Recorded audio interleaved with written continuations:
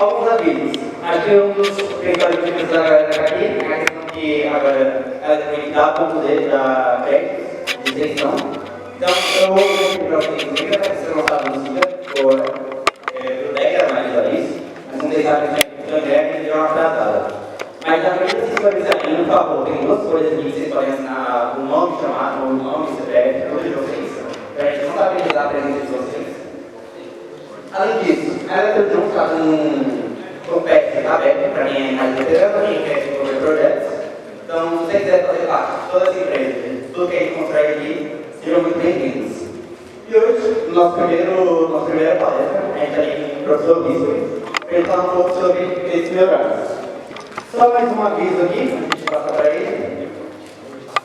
No final do evento, a gente vai sortear uma caneca e um ticket para usar pelo doutor eletrônico. Então, se você quer ter essa caneca aqui, basta você estar presente durante o evento, fazer uma postagem marcando o doutor eletrônico, seguindo tanto o doutor eletrônico quanto o eletrônico, e marcando que eles vão estar concorrendo para poder ganhar essa caneca. Aqui nós temos uma, e a segunda é presente para o professor Bispo. Seja muito bem-vindo. Valeu, professor.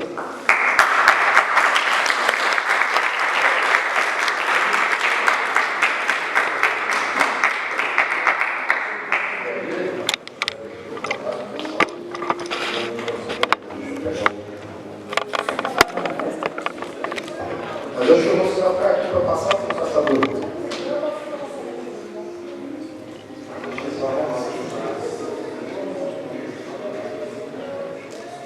Então, assim, quanto vai arrumar essas slides basicamente, essa apresentação é a primeira aula desse livro. Porque, na minha humilde opinião, tudo começa por aí, basicamente, né? Começa a entender qual que é o funcionamento matemático. O que é a regional, o que se deseja com ela, qual é o objetivo. Então, a ideia é discutir um pouquinho, falar um pouquinho da matemática, como que ela se encaixa nessa situação. Então, deixa eu só olhar um pouco.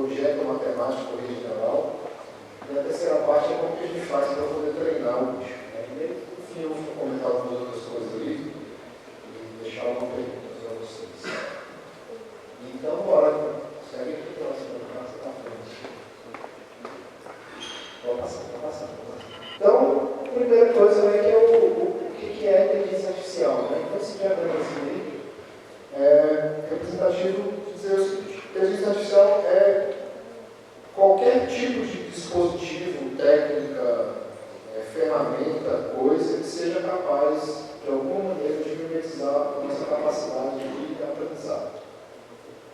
Eu digo mimetizar no sentido de tomada de decisão e coisas desse sentido. Tá? Dentro dessa caixa de inteligência artificial, uma caixa que contém tudo, tá?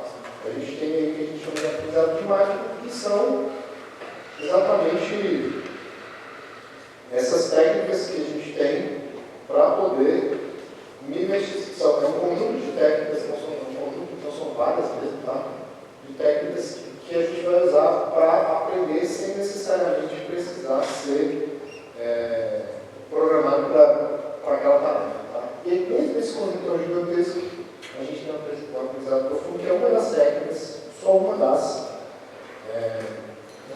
possibilidades de técnicas do aprendizado dinâmico. Então, em particular, né, ela é boa para extrair padrões, mas ela serve para muita coisa. Né? Então, apesar do exemplo dos padrões, dos dígitos, dos manuscritos e tal, de reconhecimento de coisas, ela serve para muitas outras tarefas interessantes também. Tá? Segue aí. Então, o segundo exemplo, né, só para deixar uma definição assim, bem bonitinha, né? Isso aí foi roubado lá da IBM mesmo. Então, a inteligência artificial também uso de computadores e máquinas para a capacidade de resolução de problemas na manutenção da mente humana. Então, perceba que não é uma técnica específica, né? Isso é qualquer coisa que possa ter uma máquina, que possa ter um computador, qualquer coisa que seja, que de certa forma automatize esse processo. E aí, embora a inteligência artificial seja muito considerada um sistema, né, uma outra coisa, na verdade é um conjunto de tecnologias implementadas no sistema para permitir aprender a resolver um problema complexo de forma semelhante ao que a gente faz. Segue aí. E aí, o que é o aprendizado de máquina? Né? Então, o aprendizado de máquina é uma aplicação dentro desse contexto maior que permite que a gente extraia conhecimento de dados, informações e aprenda de forma autônoma a partir desses dados que a gente tem. Né? E o aprendizado de máquina, a gente pode categorizar aqui, de uma forma simples, como supervisionado e não supervisionado. Tá? Supervisionado é quando ele sofre algum tipo de intervenção humana, no sentido de que os dados que a gente vai fornecer passaram por algum tipo de processo de etiquetamento, ou, enfim, precisou de algum especialista para poder fazer alguma coisa. Então, vou dar um exemplo aqui, simples e um mais complexo. Então, por exemplo, a gente consegue botar uma máquina para aprender, reconhecer a diferença entre uma foto de gato e uma foto de um cachorro, por exemplo. Ou de um pássaro, ou de um, sei lá, de um cavalo. Né? Então, por exemplo, dá para a gente construir uma máquina que sabe enxergar as fotos e falar assim, esse bicho é diferente desse. Mas, ele só vai saber que cavalo é cavalo e pássaro é pássaro se eu disser para ele que cavalo é cavalo e pássaro é pássaro. Então, ele não tem como saber essa informação sem eu dar um nome específico para aquele animal. Tá? Então, quando a gente tem uma etiqueta, quando a gente dá um nome, por exemplo, a gente diz que ele é supervisionado. No caso de simplesmente essa separação, esse agrupamento, né, que a gente está fazendo, né, se separa o que é pássaro, separa o que é cavalo, né, sem dizer exatamente apropriadamente o nome, não supervisionado. Um outro exemplo, eu estava semana passada numa reunião lá na faculdade de medicina, com um oftalmologista, e um oftalmologista que está fazendo doutorado lá na faculdade de medicina, e ele, né, fez parte do projeto dele. Eu entrei nessa conversa do Barco Antônio, mas parte do projeto dele de doutorado tem a ver com criação de ferramentas para auxiliar o diagnóstico do oftalmologista, para facilitar a vida do oftalmologista. Tá? Eu estou sendo bem simplista aqui na ideia do trabalho dele, mas parte do trabalho tem, de certa forma, essa missão. Só que o que acontece? Ele, como oftalmologista, ele precisa pegar todas as imagens do olho que ele tem lá e ele precisa fazer as anotações do que ele quer que essa inteligência artificial que ele está propondo seja capaz de fazer. Então, um tipo de diagnóstico, por exemplo, que é esse Dr. Thiago vai fazer, passa pelo fato de ele estar lá especialista na área da funcionalidade, dizer onde tem um determinado problema, onde uma determinada matéria está com o seu calibre ou não, de forma diferente, enfim. Esses dados que ele trabalha, quando ele faz essas anotações, continuam com uma aprendizagem que a gente entende como supervisão. Tá? Segue para o próximo vídeo.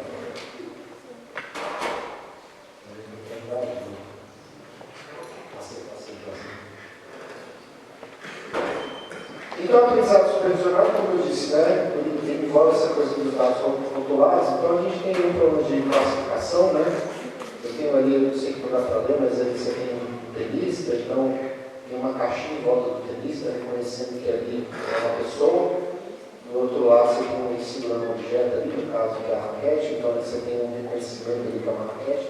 Isso significa que os dados foram rotulados, tá? Aqui no caso do ônibus, tem escrito ali bus, dá para ver a probabilidade que aquilo de fato é um ônibus. Então, isso está relacionado com os dados que são rotulados, a gente chama então esse aprendizado supervisionado e esse tipo de problema ali, em particular para a classificação. E quando a gente não tem os rótulos, o que a gente consegue fazer de melhor? Separar em grupos, né? Então, a gente segmenta grupos diferentes. Então, a gente consegue dizer, por exemplo, que um determinado conjunto de fotos, por exemplo, de cavalo, vai ser diferente das fotos dos passarinhos. E aí, esse tipo de aprendizado que a gente entende como não supervisionado. Então, essa é uma área antiga, tá? Nós já estamos chegando perto dos 100 anos, na verdade, tá? O neurônio artificial, que a gente vai comentar aqui logo em breve, ele data ali, apesar da data ali estar de 57, não está errado não, tá? A ideia, as primeiras ideias que estavam relacionadas com o neurônio artificial são dos anos 40. Tá? E aí, em 57, foi a primeira implementação dele. Se deixar a porta aberta, fica bom. Matemática dele. Tá? E aí, enfim, nós temos ali, na verdade, algumas técnicas do aprendizado de máquina. Por exemplo, a árvore de decisão, ou a própria estrutura da rede neural que a gente vai ver mais à frente ali, que é o que a gente chama de multi-layer perceptor, e outras técnicas, como, por exemplo, suporte virtual machine, por exemplo, balanças aleatórias, algumas coisas mais recentes. Então, assim, é uma área bastante antiga, mas mesmo técnicas que são utilizadas como hoje, como, por exemplo, a SVM, é uma técnica dos anos 90. Então, é uma técnica que já tem poucos anos, tá? E mais recentemente que a gente teve a nossa revolução mais como posso dizer, a mais atual, né, foi quando apareceu esse trabalho do Google aqui, né, que introduziu a ideia dos sons transformadores e permitiu, na verdade, o uso, a criação, né, desses modelos de linguagem gigantescos que a gente tem, GPT, DeepSeek, Llama, Claude, enfim, até os modelos brasileiros como o Sabiá, coisas desse tipo, tá? Então, é uma área relativamente antiga, teve um boom mais recente, teve um boom recente ali no começo dos 2000, e teve um outro boom agora com os transformadores, esse modelo de linguagem que a gente tem utilizado bastante para poder nos auxiliar, tá? E aí, como disse, tem uma lista, né, de técnicas diferentes de aprendizado de máquina. Então, por exemplo, árvore de decisão, suporte vector machine, regressão linear. Talvez na regressão linear vocês viram lá em física experimental, tá? Random Forest tem um monte, tem milhares, tá? Milhares não, mas tem pelo menos umas 3 dezenas aí de técnicas diferentes. E em particular, a técnica que a gente vai comentar aqui sobre as redes neurais digamos assim, está mais em voga no momento, mas não necessariamente é melhor, não necessariamente é mais importante, tá? Mas ela é bastante útil em várias frentes aí. Segue. E vamos à parte aqui de algumas aplicações das redes neurais em particular, tá? Estou interessado nas aplicações das redes neurais, não das outras técnicas, apesar de elas serem interessantes. Tá bom?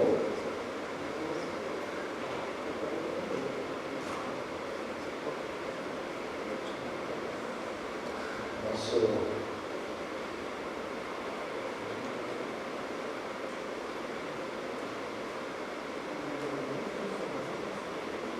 Hoje nós não estamos com sorte, né? Pronto. Deixa aí, segue, pode ser. Pronto, é isso. Vamos lá. Então, como eu estava falando, nós temos algumas aplicações, tá? E aí essa aplicação em particular é uma aplicação ali que está relacionando, na verdade, a classificação, né? Então essas fotos são dos meus dados. Eu sempre faço propaganda deles, porque eu gosto deles, mais do que eu gosto de qualquer pessoa que eu conheci na vida.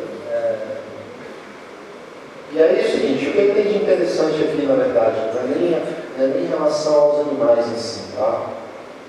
Mas é que os celulares, os telefones, né, como o meu é diferente, eles conseguem já, a partir da foto, dar uma classificação para aquele objeto que ele está na foto. Então, nesse caso, as fotos dos gatos, ele sozinho, pelo menos eu nunca fiz, não me lembro de ter feito nenhum tipo de interferência para poder fazer isso, ele consegue reconhecer quais são as raças dos gatos. Então, sei que não dá para ler, mas ali tem a raça do primeiro, tem a raça do segundo aqui no meio, e o interessante é que o terceiro gato aqui ele reconhece como sendo um cachorro.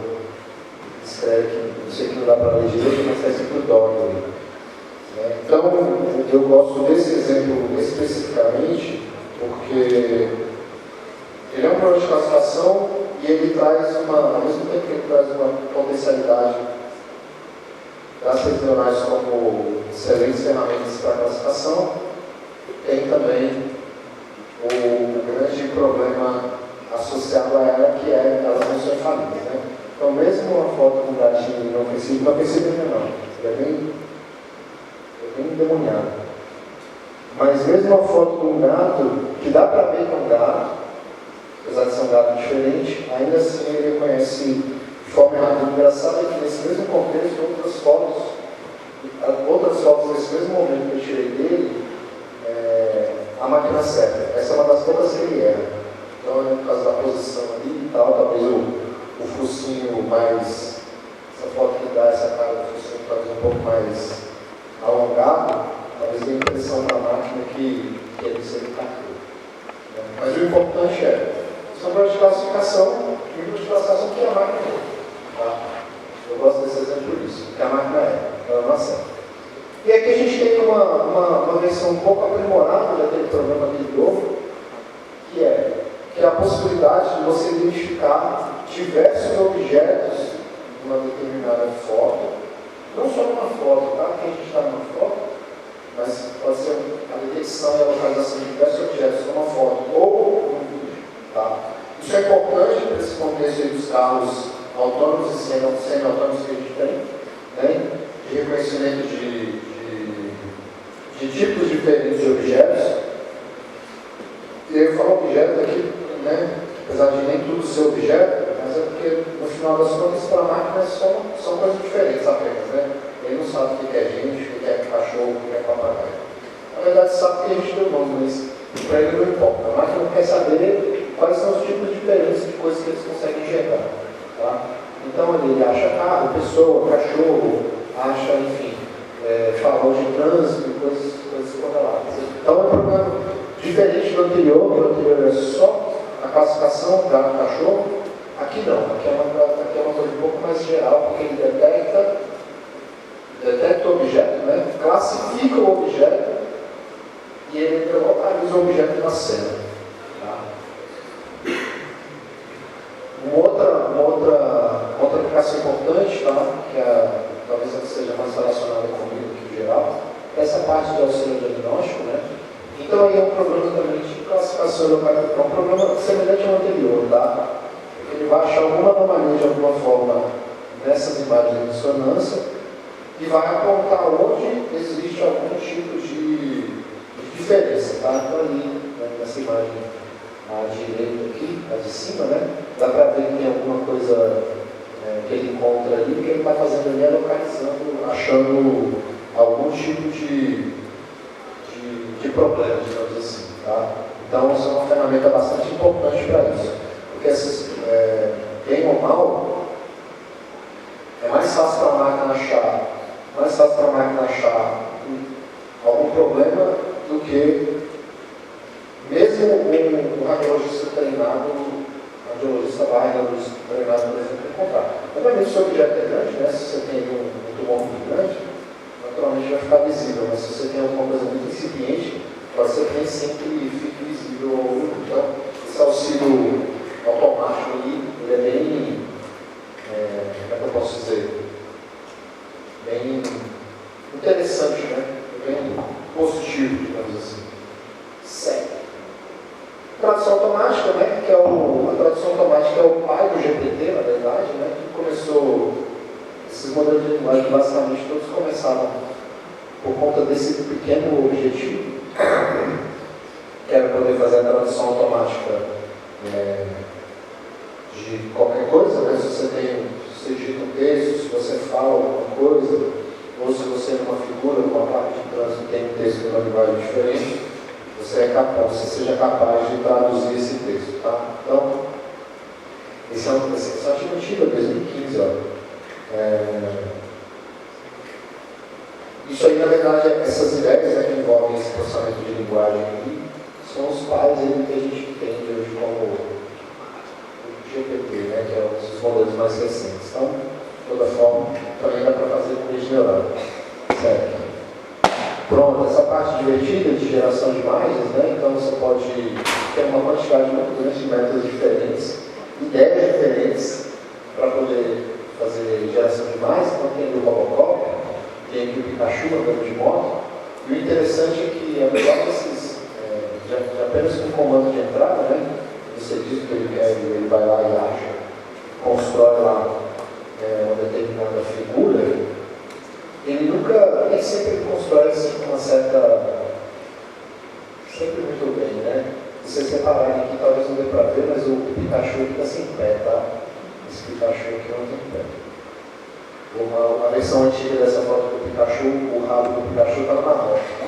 Então, assim, esse aqui melhorou, porque o rabo agora está no Pikachu, mas passou a mão do pé. Outra coisa interessante que dá para fazer criação de música, dá para fazer tanto, o pessoal hoje usa muito para fazer esses mashups, né? Tem sempre um monte de música divertida na internet. Eu preciso mesmo de uma Metallica versão reggae, não sei se vocês viram, mas ele sempre tem alguma coisa nesse sentido, né? É diferente aqui exatamente desse problema, né? Que não é, esse aqui em particular não é a ideia de você juntar dois estilos diferentes e construir uma única música. Na verdade, você constrói uma música do zero, né? Então, não dá para tocar aqui para vocês, mas tem um link aqui no YouTube. Quando você toca essa música aí, basicamente parece uma música dessas de início de filmes. Sabe filme épico? Tipo, filme épico que vai acontecer na época medieval, parece uma música mais ou menos que vai tocar na entrada do filme como esse. Essa música aí. Certo. Espera o próximo. Os modelos de linguagem, Sabiá, tem outro que chama Amazônia, enfim, tem alguns modelos de linguagem brasileiros que são específicos, né? São terminados com texto especificamente em português. E pode parecer que não faz muita diferença, mas todos os modelos de linguagem que a gente usa hoje, Gemini, etc., etc., todos eles são terminados com a base de dados em inglês, né?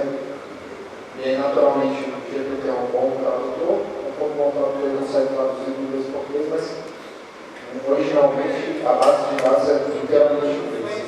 Esses modelos foram feitos aqui no Brasil, um deles é um pessoal dominicano que está fazendo, que é um pessoal da LNCC também no Rio, que está trabalhando com isso. São todos treinados com base de dados puramente em português. O deepfake são mashups, né? Então esse vídeo também é um vídeo divertido, que ele explica como as alienígenas funcionam, e aí está ali o Ryan Gosling, né? Mas naturalmente o vídeo não é o Ryan Gosling, eu não sei nem se o Ryan Gosling pode processá-lo por causa disso, mas não é o ator, né? O que eles fizeram pegaram alguém para poder narrar e escrever o vídeo, e aí depois simplesmente botaram a cara do autor fizeram um mashup para botar a cara do autor e a voz do ator, a pessoa que fala com a voz do ator, tá? Mas não é o ator. Isso aí é anterior, esse vídeo é um pouco, não é tão antigo assim, não é tão uns 2, 3 anos. Mas esse vídeo é anterior, por exemplo, a esses geradores de vídeo que estão rolando agora. Toda hora eu fico vendo vídeo, toda hora você está rolando no Instagram, parece um vídeo desses fake que também fez, usando esses geradores de vídeo aí, tipo Gemini e afins.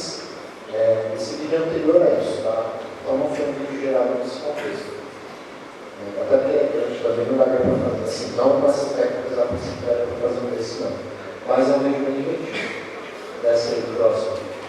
Dá para resolver outras coisas que não tem nada a ver com isso. Então, por exemplo, dá para resolver equações diferenciais, essas coisas que você está aprendendo em métodos numéricos. E aí a vantagem desse aspecto aqui é que você consegue trabalhar com problemas de extração de petróleo, meteorologia, coisas que envolvem dados. Então é bem interessante, na verdade, esse casamento de solução de equações diferenciais e dados, tá? Isso é bem interessante. Então ele tem a solução de um problema, tá? Bidimensional. Eu tenho a solução 3D dele também. Não faz muita diferença não, mas tem. Próximo, certo? Por exemplo, modelagem de crescimento de tumor também, que envolve exatamente essa ideia que eu falei, né, de você ter um modelo mais dados extraídos. Próximo. Modelos de meteorologia, tá?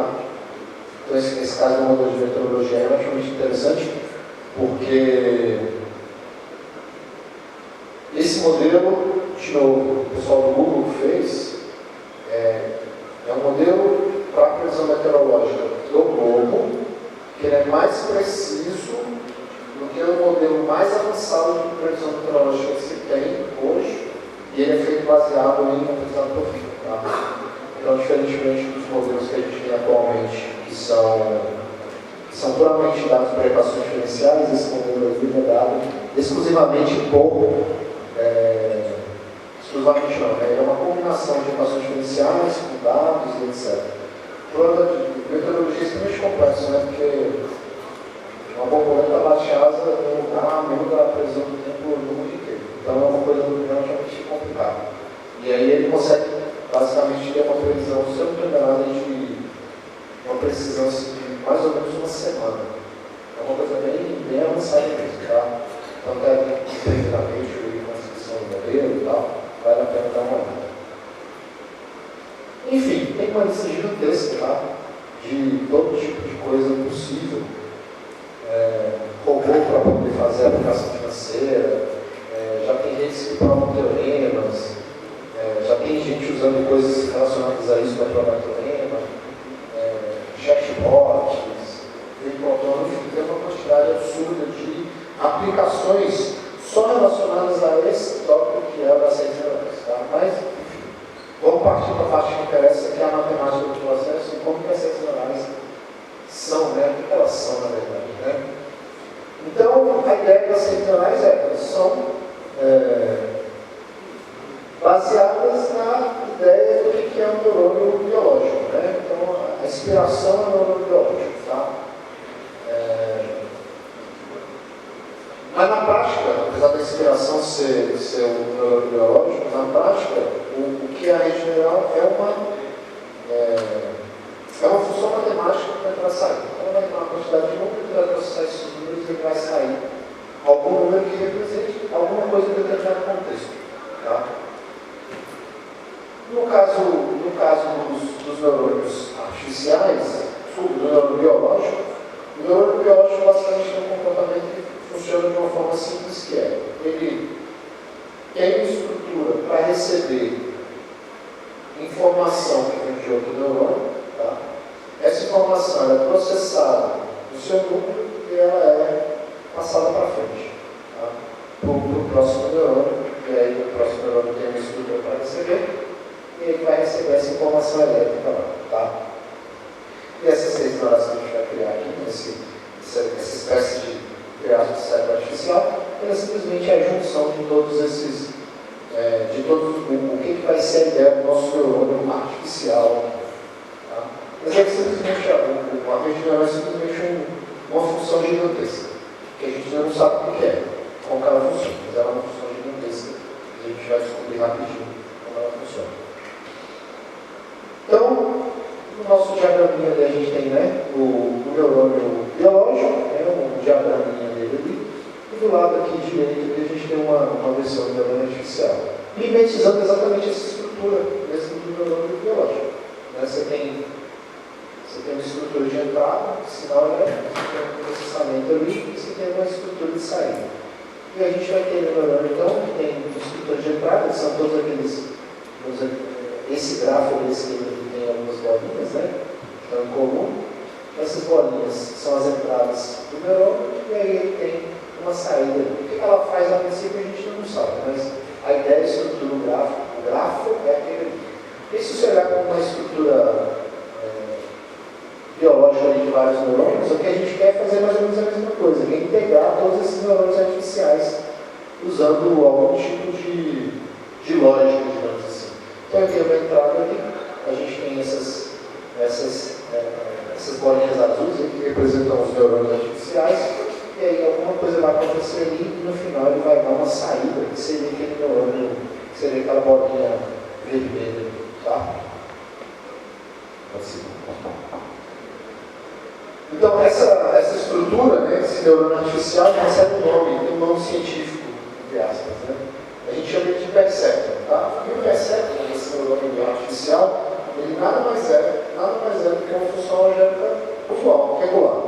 No sentido de que você coloca números lá dentro, esses números calculam alguma coisa e vai dar um número do outro lado. Tá? Então é uma função matemática comum, como a gente vê lá no cálculo 1, como a gente vê lá no cálculo 3, como a gente vê em várias outras disciplinas aqui da matemática, até de outros assuntos mesmo, tá? É uma função usual, não tem nada de especial nela. O que é especial nela é o que a gente vai construir, mas assim, ela, do ponto de vista teórico, ela é simplesmente uma função homogênea, GRN, tá? GRN, RN de nada, RN de mais. Quando a gente coloca esses neurônios dispostos nesse grafo, né, fazendo todas essas conexões ali possíveis, como se fosse uma rede de neurônios biológicos, a gente chama isso aqui então de multilayer perceptron, ou perceptrons multicamadas. Né? E em cada uma dessas camadas em azul, a gente sempre vê o gráfico nesse sentido, né? Essas linhas em azul, eles são chamadas das camadas escondidas. São as camadas escondidas de neurônios artificiais, onde é processada a informação até sair uma saída no final do cálculo que vai ser feito. A gente não sabe do cálculo que vai ser feito, mas já a gente chega lá. Todo mundo já viu essa figura, né? Esse gráfico está em todo lugar. Ou uma figura parecida com essa, tá? Então, a estrutura, né, da rede neural, a estrutura de camadas, né, do bar, a gente tem uma camada de entrada, que é onde, na verdade, vai entrar alguma informação, por exemplo, a foto do gato, a foto do cachorro, ou uma informação, por exemplo, de uma informação médica, por exemplo, como um eletrocardiograma, ou sei lá, alguma coisa como uma foto de uma ressonância magnética, ou uma foto de satélite, sei lá, pode ser qualquer coisa, tá? Você vai entrar, ou às vezes até uma informação no áudio, né? Por exemplo, posso falar alguma coisa, né? Então ele vai processar e vai transformar o que eu estou falando em palavras. Aquelas camadas intermediárias é onde, na verdade, acontece a ação, que a gente chama de camadas escondidas, e a gente tem uma camada de saída, como no gráfico que eu mostrei anteriormente. Assim. E o interessante é, apesar de a gente sempre ver esse mesmo gráfico, tá? A gente tem uma quantidade muito grande de diferentes estruturas e arquiteturas pelas redes neurais. Então a gente tem aquela primeira estrutura aí, que é aquele gráfico mais visual, que é uma rede multilayer perceptron, mas ela é só um exemplo de um grande leque de possibilidades, tá? Então a gente tem, por exemplo, as redes que são convolucionais, que são boas para lidar com dados, por exemplo, como imagens. A gente tem um transformador, né, que está relacionado com o GPT, E a gente tem, por exemplo, as redes do tipo LSTM, que são coisas para lidar com dados, como eu falei, o pessoal gosta de fazer o robô para poder operar na bolsa, por exemplo, Bitcoin, essas coisas, normalmente usa uma LSTM para ser a pessoa que, de certa forma, faz a previsão ali do se o cara deve ou não lançar o dado para poder comprar ou vender os ativos que ele tem. Então, a gente tem diferentes arquiteturas, tá? E é curioso, pode ser. E aí, por exemplo, cada um tipo dessas estruturas serve para coisas diferentes. Apesar de pensar que talvez a gente só tenha estrutura que serve para tudo, na verdade não. A gente tem várias estruturas diferentes, bem complexas, na verdade. A versão simples ela é relativamente limitada no que ela consegue lidar.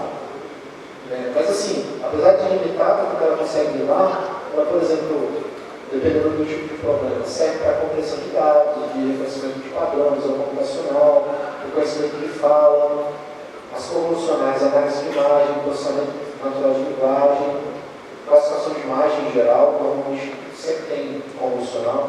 Os transformadores, como foi esses processadores de linguagem natural e dados sequenciais e visão computacional também. E aí eles têm para dados sequenciais, análise de sentimento, modelo de linguagem, serve para essas coisas. Tá? Então, interessante. Rede neural, ela tem um aspecto relativamente geral, mas dentro das redes neurais você tem diferentes tipos de arquiteturas que são especializadas para fazer coisas diferentes. Tá? E mesmo dentro de um tipo específico, você tem modelos diferentes. Então, por exemplo, nas redes convencionais, por exemplo, tem 3 exemplos diferentes ali, que são redes que são usadas em particular para coisas distintas. Por exemplo, a UNED é uma rede que é utilizada para poder fazer segmentação de dados biométricos. Então, por exemplo, ela é usada quando você quer, por exemplo, naquele programinha lá do cérebro, do bom, aquela figura lá do paper, certamente a segmentação e a localização de onde está o bom, provavelmente foi feito como NET, que é uma rede como essa, que é o marco de U. Por isso que ela tem um nome de um NET mesmo. Tá?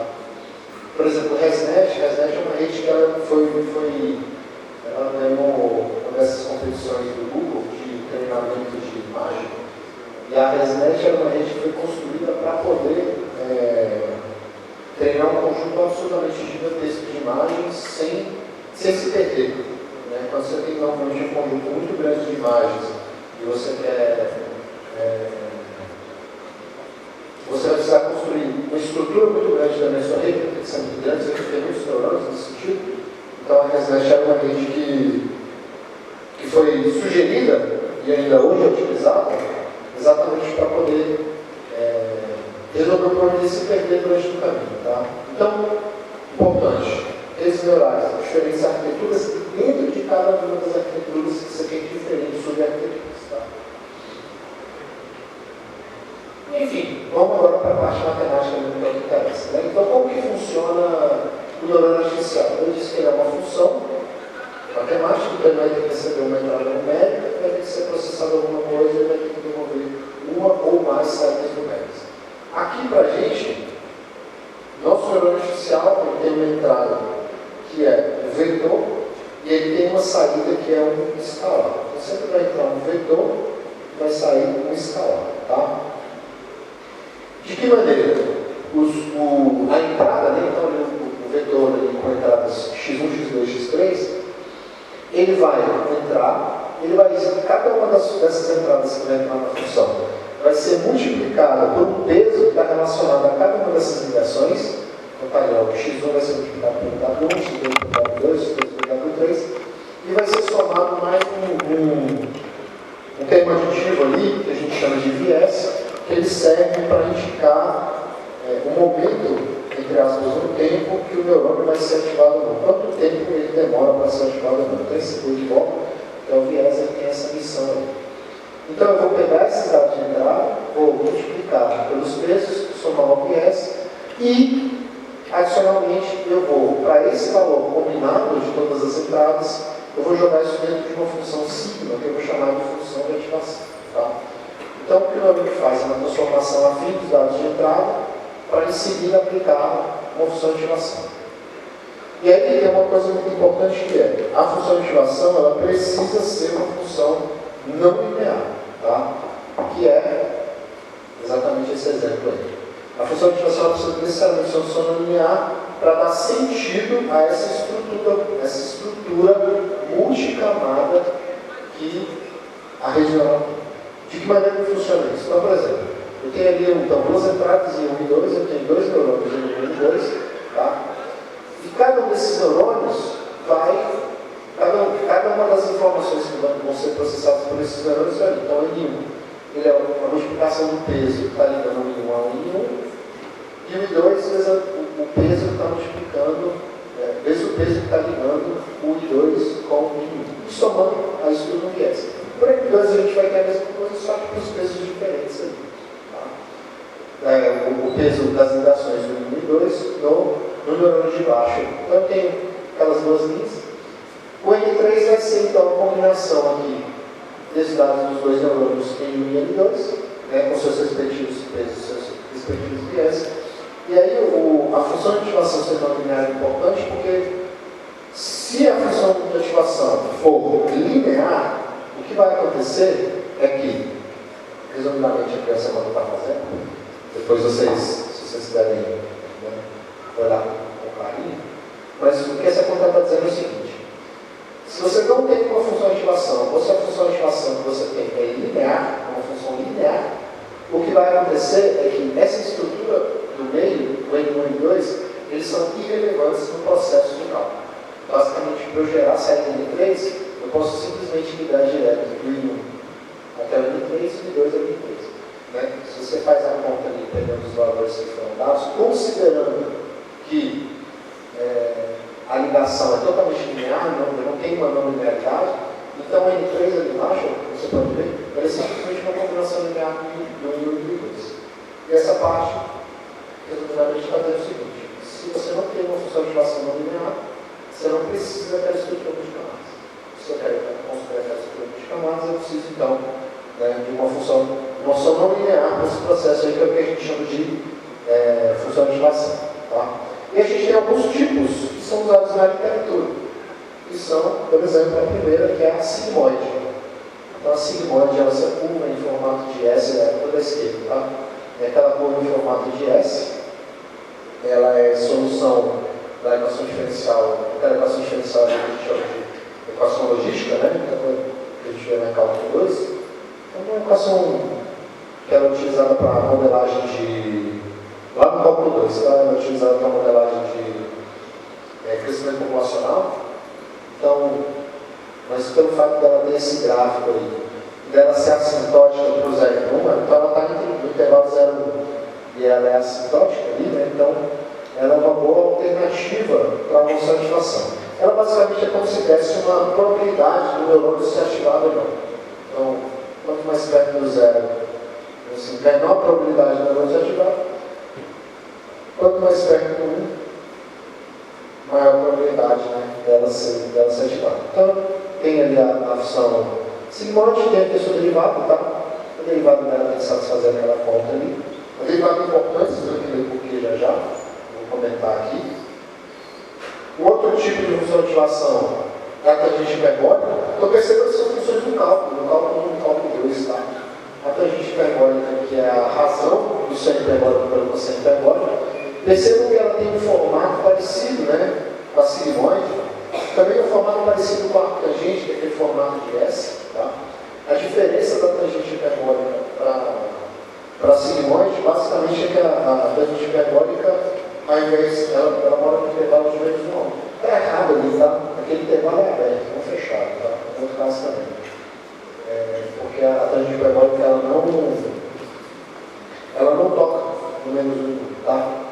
E, enfim, ela tem um formato parecido. Percebam que a derivada também tem um formato parecido, porque afinal de contas,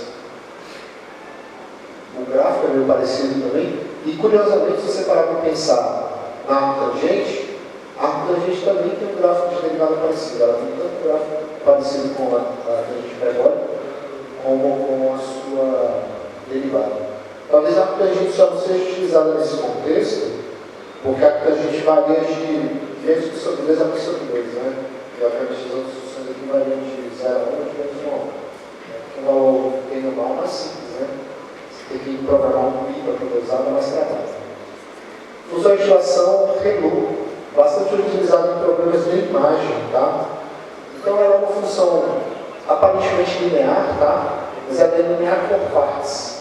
Basicamente ela funciona o seguinte: ela é z quando o z é maior ou igual a 0 e ela é 0 quando o z é menor que 0. Ou seja, ela é 0 para os valores negativos e ela repete a entrada quando os valores são maiores ou iguais a 0. Essa função é extremamente importante. Basicamente todo problema de imagem envolve o uso dessa função.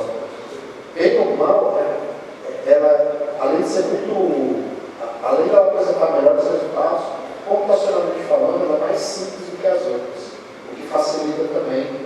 Imagina que você vai treinar um GPT com trilhões, você já está chegando no GPT de 5, se não me engano, tem trilhões de parâmetros. Você vai treinar um troço com trilhões de parâmetros. Se você tiver alguma coisa que facilita de alguma maneira também, computacionalmente falando, como você começa, ajuda o seu processo de fazer o treinamento, tá? Você reduz tempo, você reduz custo de dinheiro, né? Uma versão da ReLU, tá? Que ao invés de ser 0, ela é uma rede inclinada, tá? Ela é só uma versão da ReLU. E aí, por fim, aqui, um outro tipo de função de estimação que é bem usada também, que é a função softmax, que ela serve normalmente para a gente atribuir probabilidades para os valores da saída. Então, normalmente ela é utilizada quando a gente está em plano de classificação. Então, tem várias classes diferentes, e aí eu transformo essas classes em vetor, e aí eu comparo esses vetores, e essa função softmax serve exatamente para isso, para a gente comparar esses vetores e atribuir probabilidade. Então, só para fazer mais sentido aqui, por exemplo, se você está num programa que você tem fotos de gato e cachorro. Quando você vai, como o programa é todo numérico, uma foto de um gato, uma foto de um cachorro, é uma matriz de números. Quando você passar essa informação de matriz de números, uma resposta no final. E aí você vai falar assim, como ele tem que devolver número, eu vou ter que atribuir um número para gato e para cachorro. Né? A forma que a gente normalmente faz isso é, ao invés de a gente atribuir um número para gato e para cachorro, a gente faz o seguinte: a gente atribui um vetor de 2 entradas, um para representar o gato e um para representar o cachorro. Qual é o vetor de 2 entradas para representar o gato? Vai ser o vetor da base canônica, que é um 0, e o outro vai ser o vetor da base canônica, que é 0. Então, são 2 vetores. Tá? Quando eu faço, então, quando eu crio uma rede que vai identificar gato e cachorro, o que vai acontecer então agora é o seguinte: você vai passar a foto do seu gatinho, ele vai fazer a conta dele lá, e ele não vai devolver um número no final, ele vai devolver um vetor com 2 entradas. A entrada que for maior dessas 2 entradas é que a gente vai classificar como o bicho. Então, se a primeira entrada vai ser gato, se a segunda entrada vai ser cachorro. E a gente faz essa atribuição de valores a partir dessa função aí. As probabilidades inversas que a gente usa, usando essa função que a gente chama de softmax. Beleza. Então, agora vamos para a parte do... Acho que já deu para ter uma ideia do que o neurônio faz. O neurônio pega um número, processa esse número, devolve uma saída. Eu posso conectar vários neurônios diferentes para essa entrada aqui numérica que entra. Alguma conta maluca vai acontecer no meio dessa galera toda, né? Baseada naquela função de ativação, vai ser cuspido um número ou uma lista de números no final. Mas, na prática, na teoria, na verdade, na prática não, na teoria, o que uma rede neural faz? O que ela faz é aproximar uma função. Ela vai aproximar uma função, a princípio, que a gente não conhece. Mas a gente tem amostras dessa função. Por exemplo, de novo, eu quero criar um classificador de gato e cachorro. Eu não consigo criar não existe uma função classificadora de gato e cachorro. A função classificadora de gato e cachorro são nossas. Vamos olhar o bicho e falar que um gato é um cachorro. Biólogo, talvez o biólogo seja essa função, né? O biólogo não consegue mais precisamente, não só dizer se é gato ou cachorro, como consegue dizer todos os aspectos dos bichinhos. Mas não existe uma função matemática de classificação de animais. Mas existe a gente tem uma amostra dessa função. E essa amostra funciona como? Eu tenho uma foto, que é o X, e eu tenho a imagem dessa foto, a imagem da função para essa foto. Né? Então, eu joguei uma foto dentro da função, essa função devolve uma imagem. A imagem, nesse caso, é gato ou cachorro. Mas essa é a resposta numérica. Né? Ele vai dar um vetor 1 e 0, então percebam que eu tenho uma função hipotética, que eu não conheço, mas eu tenho algumas amostras. Né? E eu quero aproximá-la para uma função f de θ, que é a função que eu vou chamar de rede neural. Então, como eu disse no começo, a rede neural ela nada mais é do que uma função que aproxima outra. Tá? E aí, se você parar agora para pensar, a função da rede neural, ela parece muito com um problema de aproximação de ajuste de curvas que vocês veem em métodos numéricos. Vocês devem ter feito cálculo numérico, devem ter visto lá na matéria, aquela coisa de ajuste de curvas. Né? Então, uma rede neural, ela nada mais é do que uma função naquele sentido, tá? Quando você pegava, por exemplo, aquele problema de ajuste de curvas, que você queria, por exemplo, usar o método de Lagrange, você queria achar, na verdade, os coeficientes do polinômio que iam aproximar, que iam passar, na verdade, daqueles pontos que você tinha de amostra. O que a gente quer mais ou menos nesse sentido. A gente tem algumas amostras, a gente tem uma função que vai aproximar o comportamento dessas amostras aí, tá? E essa função é a rede geral. Beleza? Então aqui a gente tem um exemplo, tá? Só mais um exemplo da coisa acontecendo. Então a gente tem uma entrada ali. Essa entrada, então, ela passa ali pelos... cada uma daqueles neurônios, na verdade, vai sofrer a influência dos pesos e dos vieses e da sua ativação, para, no final das contas, eu ter uma saída. Mas eu estou mais interessado na próxima imagem, que é essa aí. Tá? Que, na prática, essa estrutura que a gente montou anteriormente, que a gente vem discutindo anteriormente, ela nada mais é, se você olhar agora a mão para a minha atenção, perceber que essa estrutura da rede neural, ela nada mais é do que uma função que ela é a composição de uma sequência de funções.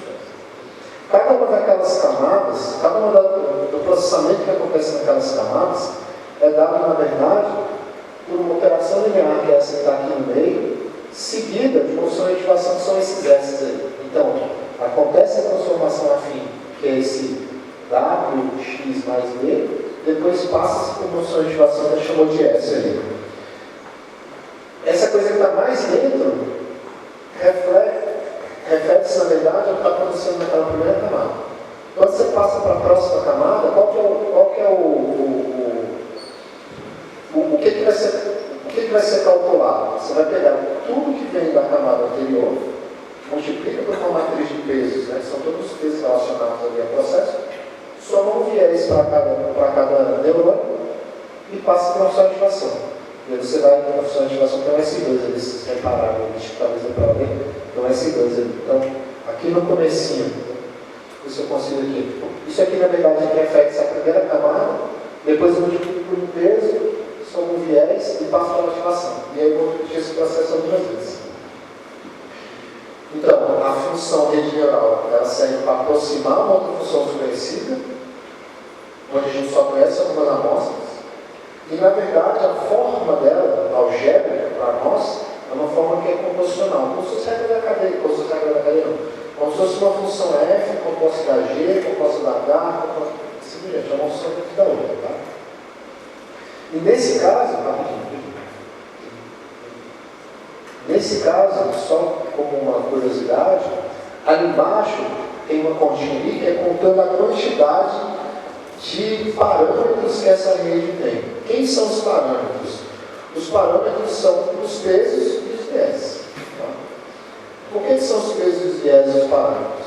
A nossa estrutura é baseada nessa ideia de pega uma entrada, multiplica por um peso e cada neurônio adiciona um viés. Só que esses números que são colocados aqui, eles não foram ditos em nenhum lugar como eles têm que ser.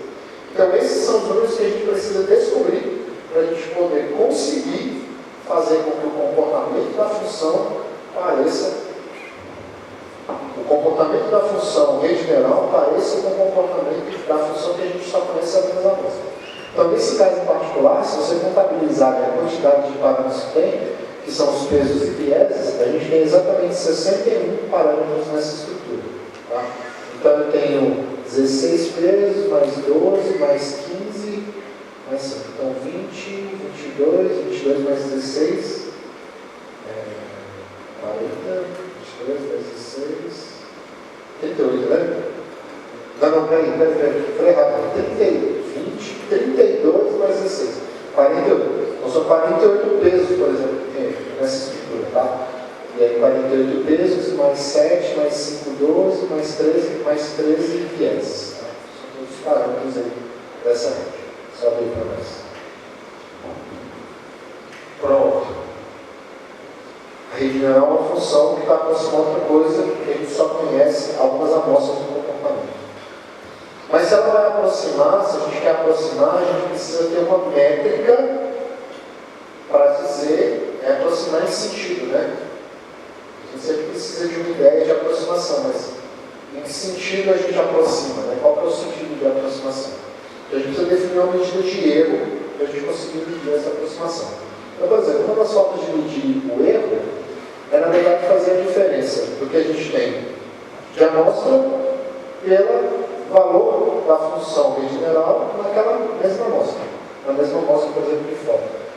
Se eu quero que uma coisa aproxime a outra, eu quero que esse erro seja mais perto de zero possível.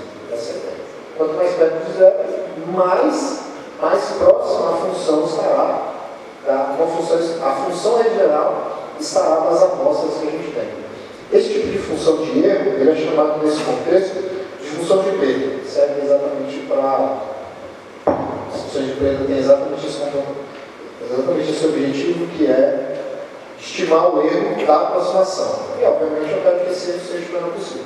Quanto mais perto for o erro de aproximação, mais perto a minha amostra está. A minha função está perto das amostras. Tá? Então, por exemplo, essa função de Bethe ela é muito prática, porque ela é fácil de derivar. A gente vai entender porque a derivada é importante. Ela é fácil de tratar computacionalmente, mas ela é relativamente sensível a erro também.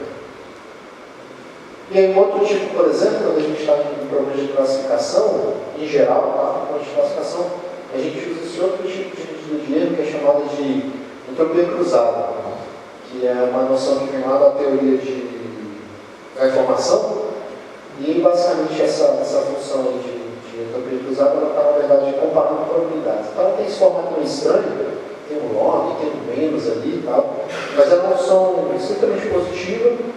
Uma função estritamente positiva, e ela tem o objetivo dela, no contexto que a gente está comparando probabilidades, é a função que a gente vai usar quando a gente está em contextos que envolvem classificação. Tá? Pode seguir. Ótimo. A gente já sabe, já tem uma ideia da estrutura, a gente já tem uma ideia de como medir o erro. O que a gente tem que fazer agora é como que a gente vai fazer para efetivamente achar os parâmetros de tal maneira que o erro seja o mínimo possível. E a gente vai fazer isso usando o processo de otimização. Tá? E aí, o processo de otimização que a gente vai usar aqui é o processo de otimização que a gente chama de método da descida do gradiente. Então, todas as redes neurais que a gente conhece são treinados usando o método gradiente, tá? Por que na verdade são utilizados usando o método gradiente, sendo que existem outros métodos melhores? Aqui, nesse contexto, existe um grandíssimo problema que está relacionado à sua absurda dimensionalidade, como eu estava falando. O GPT é uma parâmetros. Então, trilhão de parâmetros significa trilhão de pesos, trilhão de vieses. É muito parâmetro para calcular. Então, outros métodos que talvez sejam melhores do ponto de vista da precisão, eles são praticamente inviáveis do ponto de vista computacional por conta da dimensão do que é gigantesco. Tá? Então, a gente usa esses métodos que são os métodos da descida do gradiente. Lá no cálculo 3, você já fez cálculo 3, aprende que, na hora de chegar lá, quem está fazendo, quando a gente chega na parte derivada parcial, a gente mostra que é o seguinte: e quando você pega uma função como aquela que foi desenhada, a partir de um determinado ponto que você se encontra, a direção que é a direção que ele faz descer mais rápido é a direção que segue a direção do gradiente da função. Então eu vou procurar minimizar a função erro, que é ela que eu quero minimizar. Eu vou procurar minimizar a função erro, ou seja, encontrar os pesos e vieses que minimizam a função erro, a partir da estratégia da descida do gradiente, que é: eu estou no ponto, dou um passo na direção oposta do gradiente, que é a direção de descida, dou um pequeno passo, avalio de novo o gradiente, dou um outro passo e vou seguindo esse passo até eu conseguir chegar no momento onde o gradiente é zero. Quando eu chego em alguma coisa que o gradiente é zero, significa que eu encontrei ali um extremo local, o máximo o mínimo local. Como a gente está procurando o mínimo, a gente vai encontrar provavelmente o mínimo local. Tá? Não é a melhor estratégia do ponto de vista de precisão, mas é o que tem para hoje, né? É o melhor que a gente consegue. Tá? Então, a atualização dos pesos ela é feita basicamente usando aquela equaçãozinha simpática ali. Ó. Os pesos na etapa anterior, na etapa posterior, correspondem aos pesos na etapa anterior, menos uma quantidadezinha vezes o gradiente, é literalmente o tamanho do passo que você dá. Então você começa com o peso aqui, aí você dá um passo. Aí você avalia de novo os pesos, aí você dá mais um passo. E vai avaliando até chegar onde o gradiente é zero. Quando você chega no gradiente zero, você obviamente não vai conseguir atualizar mais aquilo ali, porque o gradiente se anulou. Você chegou ali no sistema local, que é onde provavelmente você vai ter um ponto ótimo de seus pesos desejados. Então, em teoria, você teria a sua rede neural perfeita que foi treinada com aqueles dados que você tem. E o interessante é, quando a gente precisa calcular o gradiente nada mais é do que a derivada da função de perda dos parâmetros, né? Os parâmetros, no caso, dos pesos e vieses. E aí, eu vou precisar calcular aquelas derivadas parciais. Se é o gradiente, eu vou precisar daquelas derivadas parciais. Por isso, que a função, que quando eu mostrei lá as funções de ativação, eu mostrei as derivadas. Porque as derivadas são um papel importante. Afinal de contas, você precisa calcular essas derivadas efetivamente. Vamos seguir.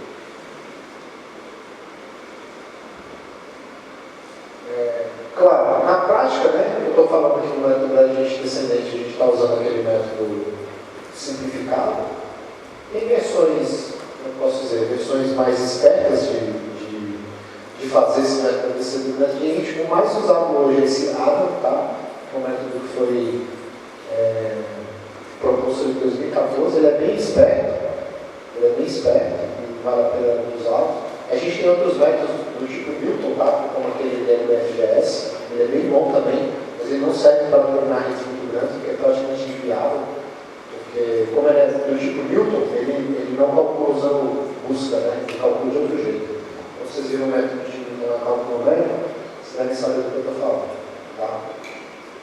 Mas não importa qual método que a gente está usando, seja SGD, seja ADA, seja LFGS, seja qualquer um outro da lista, ABATROP, RMS-TROP, qualquer coisa, todos eles vão precisar do derivado. E aí, pode passar direto, não tem como mostrar o vídeo. E para calcular a derivada, a gente usa esse algoritmo simpático aí, que é um algoritmo chamado de retropropagação. O algoritmo do backpropagation ele serve, na verdade, para calcular de forma mais inteligente possível as derivadas que a gente precisa calcular. Como que eu posso simplificar aqui que eu disse? A função general é uma função composicional. Toda vez que você vai derivar ela, você vai derivar aquela composição. E se você está derivando uma composição, existe um teorema do cálculo 1, também tem o cálculo de expressão, que serve para derivar aquela composição, que é a regra da cadeia. Como eu preciso calcular as derivadas de todos os parâmetros, e todos os parâmetros eles estão localizados em locais diferentes da rede neural, Eu vou acabar, na hora que eu calculo as derivadas, eu vou acabar calculando as derivadas que eu preciso desses parâmetros em camadas diferentes. Quando você vai calcular a derivada do coeficiente de perda, para cada um dos parâmetros, você acaba percebendo que você acaba fazendo o cálculo das derivadas da função que está mais externa para mais interna. É uma regra da cadeia toda mesmo, né? A regra da cadeia, a derivada de tudo vezes a derivada de cadeia. Então você acaba fazendo a derivada pelo que está mais de fora. E aí você vai seguir esse processo de trás para frente. Isso é regra de propagação. E a ideia da regra de propagação é exatamente fazer o uso da regra da cadeia de uma forma inteligente para que você consiga atualizar esse parâmetro de uma forma mais eficiente. Tá? É só um jeito chique de usar a regra da cadeia. Então aqui tem um exemplo, tá? Eu nem vou entrar nos detalhes não, mas a ideia é, eu preciso calcular essas duas, tanto a derivada do L com relação a W1, quanto do L com relação a W0, que são os pesos aí dessa rede, tá? E aí, eu preciso calcular algumas derivadas para conseguir calcular isso aqui. Então, eu preciso calcular essa, eu preciso calcular essas duas. E, na verdade, o backpropagation, né, a repropagação é simplesmente o jeito esperto de fazer isso. Segue para o próximo, eu acho que no próximo tem um exemplo. O próximo. Isso. Ali, por exemplo, né? Então eu tenho um cálculo da derivada do L com relação a x3, vai dar aquela diferença x3 menos y.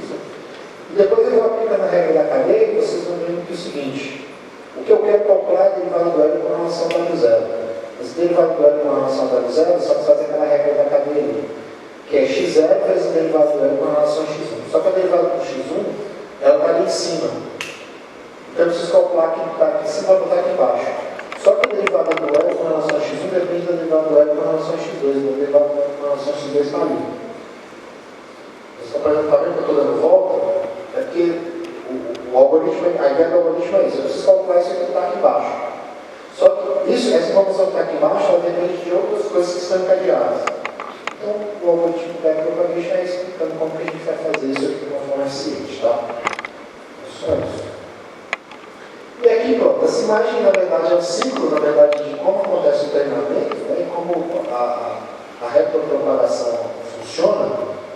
E aí, aqui, na verdade, a gente tem um gráfico aqui da rede neural como um todo, tá? E o treinamento começa, ele funciona da seguinte maneira. Você quer aproximar, você quer criar sua rede classificadora de bichinhos. Você tem uma amostra de figuras de bichinhos, com as suas respectivas categorias. E aí, você criou lá a sua proposta de rede neural, com tantos pesos e tantos vieses. Né? Então, a sua proposta é aquela. Só que esses pesos e vieses que você inicialmente colocou como proposta, eles precisam de um valor concreto para você poder efetivamente calcular e começar a fazer essa coisa aproximar. Normalmente a gente faz essa escolha inicial de peso e vieses como sendo escolha aleatória. Tá? Tem um jeito esperto aleatório de fazer, mas é aleatório. E aí o que você faz? Você pega e joga todas as fotos de gatinhos e cachorros para dentro dessa sua função rede neural. E vai calcular para esses pesos aleatórios que você escolheu. Tá? Você vai calcular, vai dar um número. Uma lista de números, na verdade, né? Que é de bichinhos, então vai dar uma lista de números. O que você vai fazer? Depois que você calculou, quando você calcula, você está calculando essa linha de cima, que é o for, que é a frente, né? E aí você vai fazer o seguinte agora. Você calculou, o seu regional para cada uma das fotos tem um valor, você vai comparar esse valor com os valores originais, com as categorias originais. E vai chegar no número de erro. Qual que é a sua expectativa no primeiro momento? Na hora que você bota a foto, as fotos, na verdade, joga nessa rede neural que você acabou de construir, com tudo aleatório, e vai comparar com os rótulos originais. Provavelmente ele vai acertar alguns, vai errar outros, e vai ser uma droga, em termos numéricos, eu digo assim, né? Com essa informação agora, com esse valor do erro, você começa, porque o erro é importante, porque ele é a primeira parte da derivada do backpropagation. Então, com esse erro, você vai calcular agora as atualizações vai fazer nos parâmetros. Tá? Você faz essa passagem de volta aqui que alguém chama. Então, essa passagem de volta é a passagem de atualização dos pesos e viés. Quando você terminou de atualizar os pesos e viés, essas fotos que você botou, o que você vai fazer? Você vai botar as fotos dos cachorros do gatinho lá de novo, a sua rede vai calcular, mas agora os seus pesos e viés não são mais os pesos e viés originais, que já foram atualizados nessa passagem. Na primeira vez eles eram aleatórios, na segunda vez eles sofreram uma alteração. Na hora de você jogar de novo, for calcular o erro aqui no final, qual que é a expectativa? Que o erro tenha pelo menos reduzido um pouquinho. Pelo menos um pouquinho. Esse erro reduzir um pouquinho, você vai fazer a atualização dos pesos de novo. Os pesos dos viés. E você vai repetir esse processo. Você vai repetir esse processo até que o seu erro seja suficientemente pequeno. Essa é a ideia, né? Se o erro for suficientemente pequeno, você tem a aproximação que você quer. Quando você dá uma volta completa nesse ciclo, de começo e fim, a gente chama essa volta completa de uma época. Tá? Então, uma época é exatamente esse ciclo que a gente dá entre coloca as fotos dos gatos e cachorros, calcula o erro, atualiza os pesos e viés. Repete o processo de novo.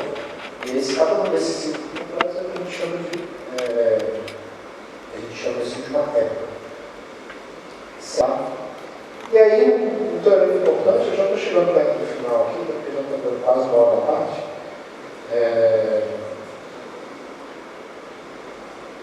Esse teorema, na verdade, é um teorema importante, que ele diz o seguinte, tá? Na verdade, esse é apenas uma versão, né, que são de um teorema de aproximação, mas eles são importantes para dizer o seguinte: o que esses teoremas fazem é dizer, se você tem uma função contínua, dentro de algumas hipóteses, mas contanto que ela seja contínua, você consegue uma rede neural que aproxima essa função. Você tem, na verdade, uma coleção diferente de vários teoremas de aproximação universal para tipos diferentes de redes, para coisas diferentes, tá? Mas por que esses teoremas são importantes? Esses teoremas são importantes para garantir que, na verdade, elas funcionam. Então, se existe uma função que satisfaz alguma coisa, se existe uma função que está sendo ligada ao cachorro e essa função seja contínua, essa função é aproximada por uma rede neural. Ótimo. Mesmo que essa função seja hipotética, essa função existe, tá? Então, esse é um teorema importante. Na verdade, esses teoremas, né, no plural, porque você não tem único, você tem teorema da aproximação universal para a rede convolucional, você tem teorema da aproximação universal para redes normais, enfim, você tem uma quantidade absurda desses teoremas. Esse é relativamente antigo, mas você tem teoremas versões mais modernas deles também, tá? Então, isso é importante por causa disso.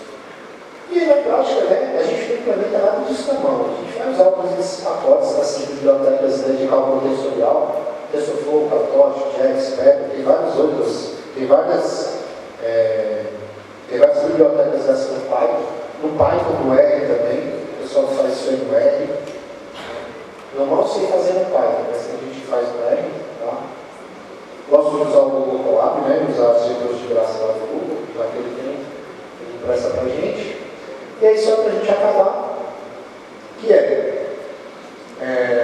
gente viu um overall do que é a matemática do processo, que basicamente é um problema de aproximação de função. O que a gente está fazendo é literalmente resolvendo um problema de aproximação de função. Se é um problema de aproximação de função, é cálculo numérico. Tá? Então, o que a gente estava fazendo aqui é um problema de cálculo numérico numa versão muito parecido, talvez, com o que seja o método dos números quadrados não linear. Tá? É muito perto mesmo do que é o método dos números quadrados não linear. E aí, naturalmente, esse problema, como é um problema numérico, e literalmente um problema que normalmente está associado a uma quantidade absurda de dados, né? Ele tem alguns reversos aqui, eu diria assim. O primeiro deles é essa necessidade de dados, né? Dependendo do tipo de informação que você precisa, que você quer treinar o seu modelo, você vai precisar de uma quantidade absurda de informação. Absurda. Não é à toa que o GPT roubou toda a base de dados de livro que tinha para poder ser treinado, né? Na verdade, desculpa, eu falei GPT, mas eu falei errado.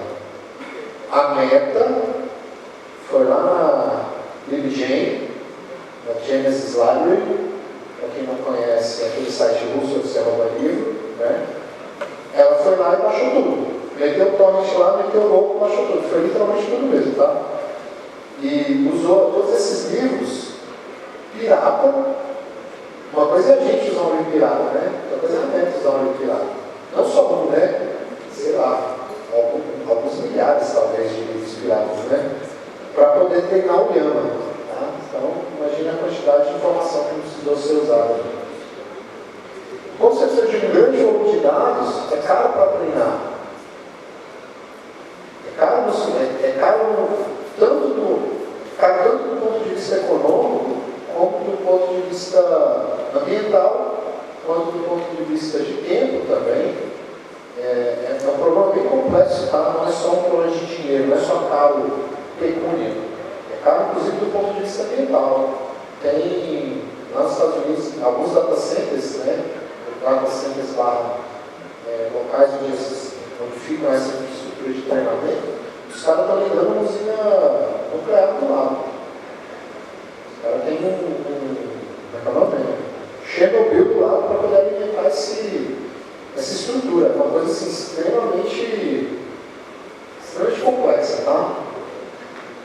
A possibilidade do overfit, né, que é você conseguir treinar uma rede que ela não consegue generalizar, ou seja, ela não consegue ser boa para responder o que você gostaria que ela respondesse.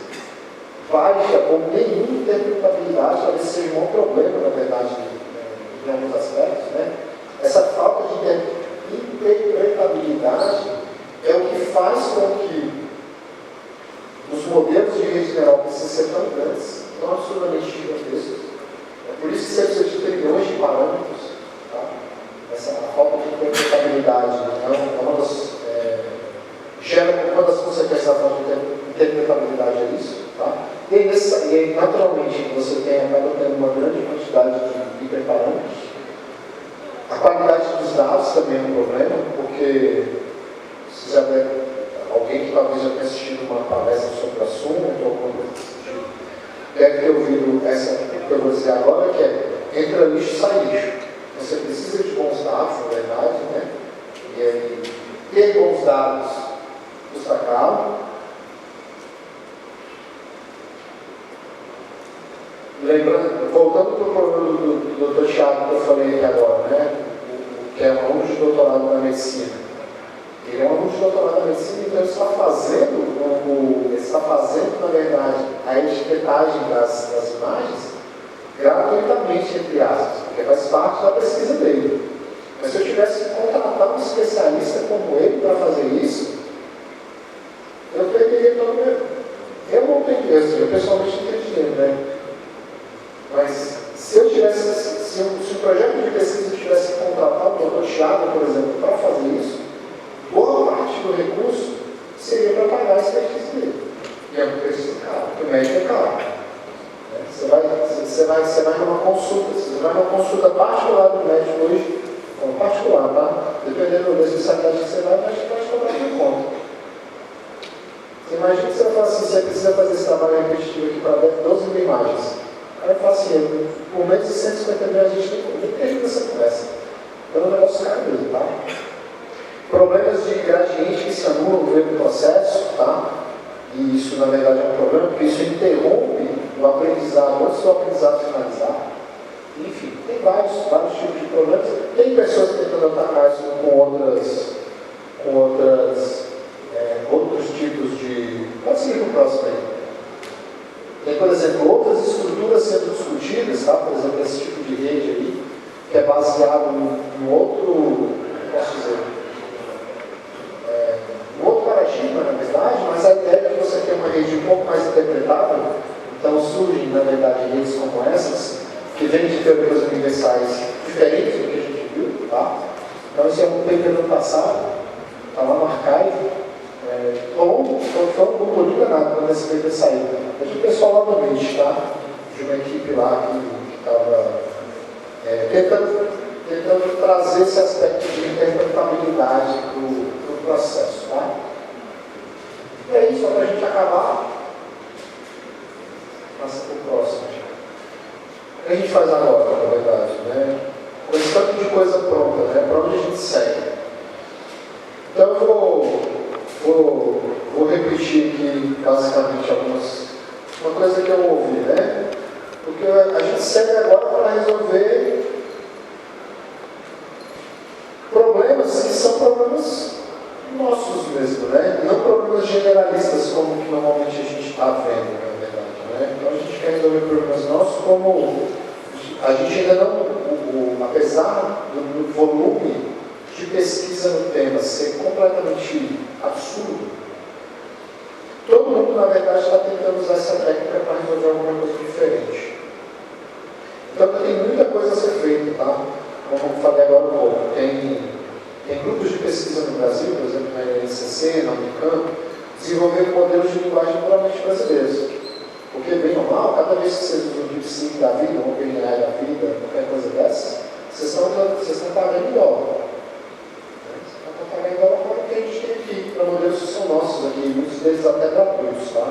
Talvez com uma qualidade semelhante ou equivalente. A gente ainda tem muito que avançar nessa coisa do auxílio ao diagnóstico. Né? Tem muita coisa que é possível ser feita ainda, né?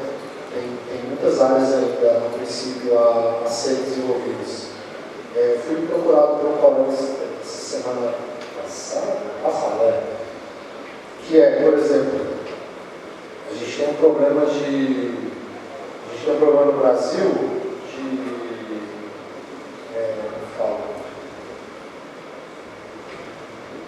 de alguns problemas no Brasil em relação a como a gente trabalha com a nossa fauna, por exemplo. Né? Como é que a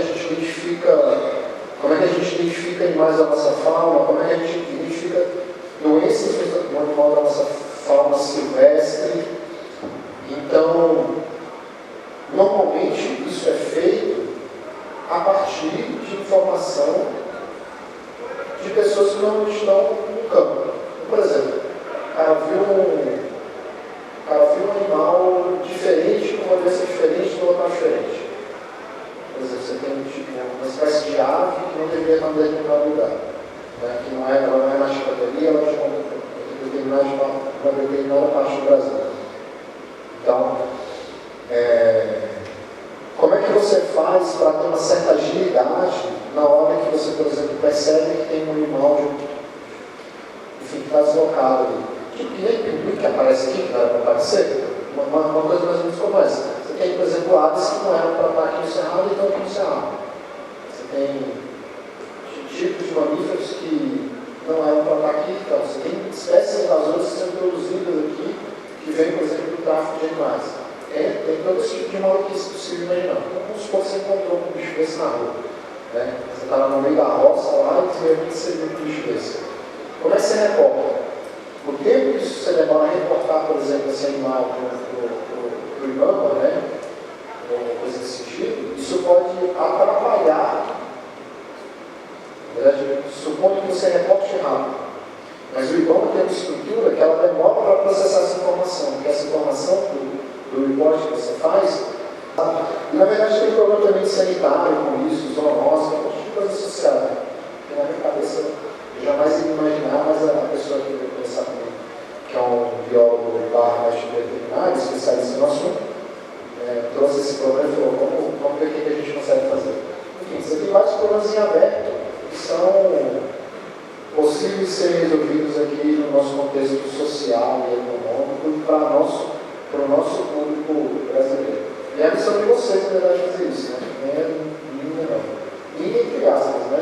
Minha também passa, mas a minha é de vocês também. Mas até de vocês, que são jovens, então, menos cansados. Já estou velho, estou cansado. Vou só aposentar e cair. Mas é isso. Pode passar para o próximo. Obrigado.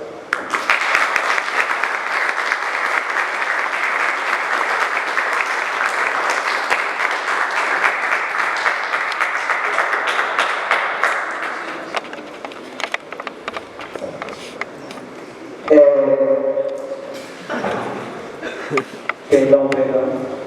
Galera, alguém tem alguma dúvida? Ou já está com o microfone ali?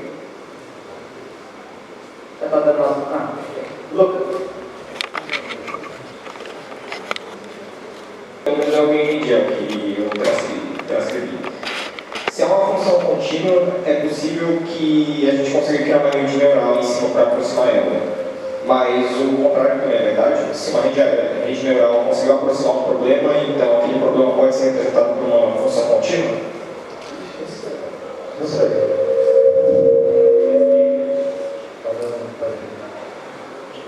Se você tem uma função contínua, isso implica a existência de uma rede neural.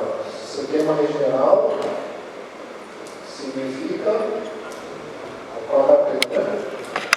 Na verdade, você tem a volta. Deve ter. Significa que. Eu acho que É como se fosse somente si, né? É isso, né? Como se fosse somente si, né? Cara, eu não sei, tem que pesquisar. Eu não daria muita bola para eles, não. É porque são muitos. E eles são muito complicados de entender, Na prática, ninguém está interessado assim. Na prática, só quem está interessado nisso é matemática. Mas talvez tenha alguma versão. Certamente tenha alguma versão somente si. Mas eu não conheço. Deve ter alguma versão específica somente si. Não que eu seja matemático, mas eu não estou interessado nisso não. Quero fazer que possa acontecer. Quero interessado nisso. Mas provavelmente é. Nós vamos ter muitas versões. Na verdade, isso é interessante. O mais interessante é que existem versões para situações e tipos de arquitetura diferentes. Isso é legal. Próximo. Fala, João. Eu só queria fazer um comentário quando você falou do que fazer agora, né? Que você até falou da falta de interpretabilidade nesse tipo de redes neurais, né? Eu estou terminando agora a graduação, estou fazendo meu TCC nessa área de interpretabilidade em redes neurais convolucionais, e eu acho que quando você fala do que fazer agora, o livro que a gente está usando, eu e minha dupla, para fazer o TCC, ele até encoraja os pesquisadores de pararem um pouco de produzirem modelos, porque isso a gente, como você disse, já tem vários modelos que podem fazer de tudo que você pensar e passar agora a estudar um pouco sobre interpretabilidade, porque é um tema que não vem sendo estudado no Brasil. Eu tive a oportunidade de conhecer ele no intercâmbio que eu fiz e nunca tinha ouvido falar desse tema. Bateu a matéria lá, tanto que eu vi a matéria, eu até achei que fosse uma introdução à inteligência artificial, porque o nome era inteligência artificial explicável, eu achei, o professor vai explicar o que é inteligência artificial. Cheguei lá na primeira aula e ele até falou, olha, não é o objetivo. Então, até encorajar os outros colegas, que é um tema bem legal, o professor Fabiano que está orientando a gente, não sei se vocês conhecem, e eu acho que é um tema que a gente pode focar mais nesses... Com certeza. Não, sim, na verdade tem grupos que trabalham com isso, né? Esse paper do site passado da Commodore Language é uma tentativa de buscar uma certa interpretabilidade, né? Mas ainda a gente está muito distante disso. Isso aqui, particularmente aqui para ser generais, isso aqui é os modelos também que talvez sofram dessa ausência de interpretabilidade, né? Não sei se você está mexendo com a região regional evolucional para até que você disse do diagnóstico médico em radiografias do tórax. Então, mágoas de calor, não sei se... Mas assim, com esses modelos de rede geral, você nunca vai ter interpretabilidade desses modelos. Você vai ter que partir para outro tipo de estrutura, né? Outro tipo de página, digamos assim. Né? Porque esse modelo, de fato, não tem como ter. A não ser que você aprenda a desligar os neurônios certos e errados na hora certa e errada. Isso como será por isso? Ninguém sabe. Os estudos que botam a interpretabilidade nesse tipo de ferramenta, eles modificam um pouco a arquitetura do modelo para ele gerar, por exemplo, em vez de ser o vetor de probabilidades, ele gerar um mapa de ativação ali das características e tal, que já é um pouco de interpretabilidade, né? Melhor que nada. Mas eu acho que isso ainda não resolve o problema. Não resolve de tudo, tem vários... Talvez você não pequeno caminho, você não resolve o problema. Criticam isso. E aí, mais alguma?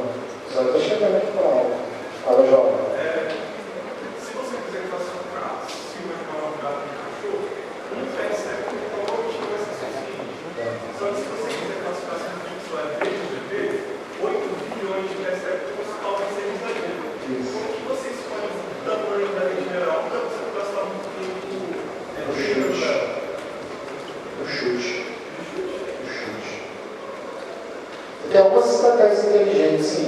minimamente inteligentes para poder otimizar esses parâmetros, né? Mas basicamente é cativeiro. Normalmente o que você faz é fazer você escolhe um certo espaço, um intervalo para fazer a busca, bota ali um clima de alguma forma aleatória ou automática para poder buscar dentro daquela região, mas ainda assim não deixa de ser cativeiro. Tamanho, quantidade de neurônios, tamanho de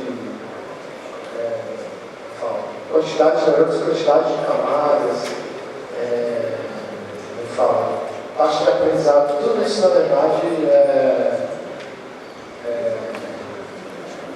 tudo isso é no chute.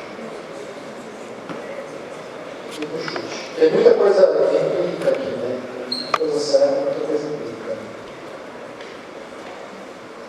E aí, mais alguma? Podemos?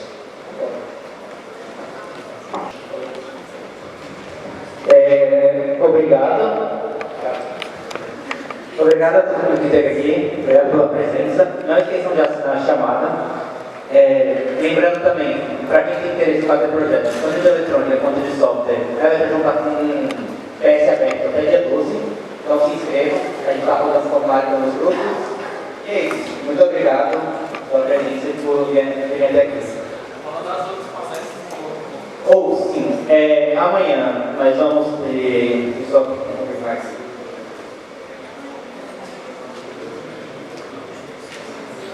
Amanhã nós vamos ter exposição de ex-alunos da Rossi, que é uma empresa de eletrônica. Quarta-feira, workshop com o Diogo Motoca, lá na UED. Quinta-feira, a gente vai ter uma palestra com o fundador do Big Linux, para quem tiver interesse, aqui no auditório. Quinta-feira também à noite, 18 horas, a gente vai ter uma palestra da Chicos no nosso YouTube. E sexta-feira a gente vai ter um workshop de layout de PCB. Então, vocês convidados para estarem todos.